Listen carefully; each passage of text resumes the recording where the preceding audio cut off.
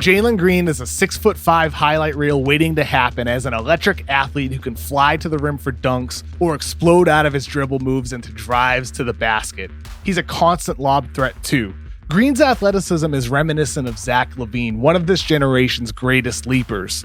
Like LaVine, Green also has skill off the dribble to hit step-back jumpers. He's a fluid ball handler who doesn't need a screen to get into sidestep jumpers from behind the arc or into turnaround jumpers from mid-range. He can also thrive in the pick and roll to get wherever he wants on the court, but he does need polish. So today in The Void, let's break down what we can expect to see from Jalen Green in the NBA.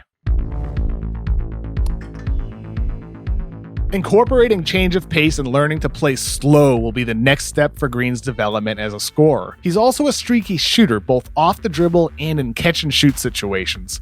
But there's little reason to worry about Green's jumper since it bodes well for his future that he hits more than 80% of his free throws and he has good touch.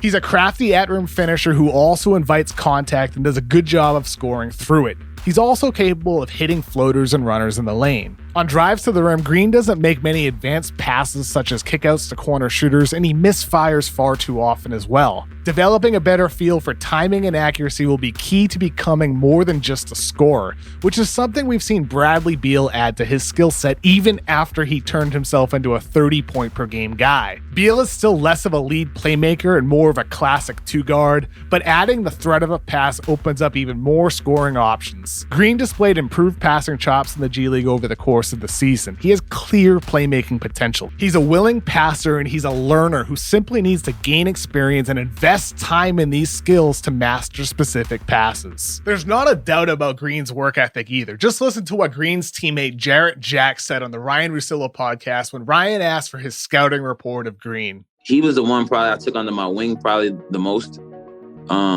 A sponge. The very first day I got there, he came to me wanting to watch film, wanting to ask questions, very much wants to be good and wants to gain knowledge from people in place to help expedite that process. You know, I think he has a bright future wherever he goes. I think he'll be definitely a nice shooting guard piece for whatever team decides to build around him. And, you know, I think he'll be a hell of a pro. Jack's story about Green seeking guidance as soon as he arrived with the team checks out with everything scouts and executives have told me about him.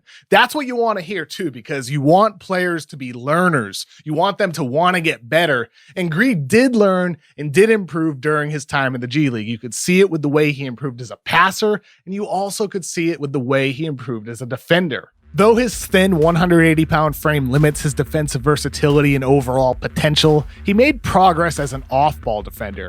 His activity and awareness improved off-ball, whether it was fighting through screens or closing out the shooters or simply rotating to help in the paint. Like any teenager entering the NBA, he obviously still has a lot to get better at in terms of fundamentals and attention to detail, but he's 6'5", flashes go-to scoring ability, and he got better as a passer and defender in the G League playing against NBA caliber players. This is why, even if it goes against the consensus, some scouts and some executives rank Jalen Green as the top prospect in the draft.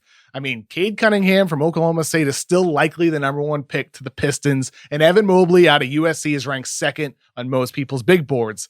But there's still a lot up in the air that could determine where Green ultimately ends up. The Rockets, who are drafting second, love Cade Cunningham, and they really like Green. And my understanding from conversations with executives around the league is that the Pistons are going to consider all trade possibilities, though the odds are they're likely to stick with the number one pick. Both Arn Tellem, the vice chairman of the team, and Troy Weaver, the GM, love Cunningham, but there are plenty of people within that organization who do prefer Green. The Pistons fit is undeniably interesting there. You get Killian Hayes, their lottery pick last year, who's more of a defensive player, more of a playmaker.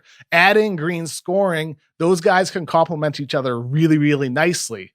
At number 2, you have the Houston Rockets.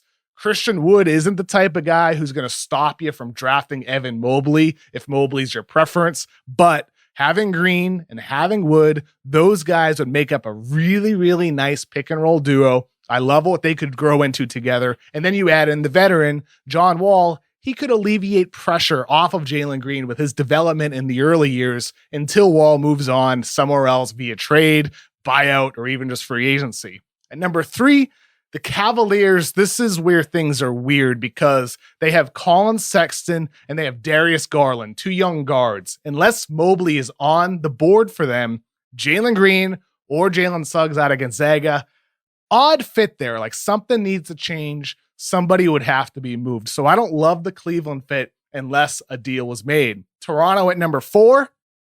I am absolutely in love with the idea of Jalen Green going to one of the best player developmental programs in the entire league. The Raptors have done work with Pascal Siakam and OG Anunoby and Fred VanVleet. Bring in Jalen Green, who's already shown the willingness to get better. I mean, that could really be the perfect place for him to grow as a player and become great. Then you have to also factor in the possibilities of trade ups. The Oklahoma City Thunder have the 6th pick, the 16th pick, and the 18th pick. They could possibly move up. The Magic have the 5th pick and the 8th pick. Any team, whether it's players or pick draft combinations, they could try to put themselves in a position to get a Jalen Green or somebody else in the top 4. But that takes 2. You know, if you're the Thunder or the Magic, you might want to trade up, but you need 2 to dance. So whoever ends up with Green on draft night, they'll be getting a high upside scorer who wants to be great and works hard at it. Cunningham is the top ranked player on my big board and Mobley's 2nd, but Green is right there with them. He's right there with them. He's the 3rd ranked player, but this is a 3-player draft in terms of superstar potential. So it should surprise nobody down the line if he ends up the best player in this draft class. Thank you for watching this week's episode of The Void, and be sure to subscribe to The Ringer. We get a whole bunch of NBA Finals and NBA draft content coming out the next couple of weeks. We also did a big mock draft with me and Jay Kyle Mann and Jonathan Charks on Wednesday, so be sure to check that out on our feed. One other thing, head over to The Ringer's 2021 NBA Draft Guide for all of my scouting reports. You can find the link in the description below. Thank you again for watching. I hope you have a fun rest of your day.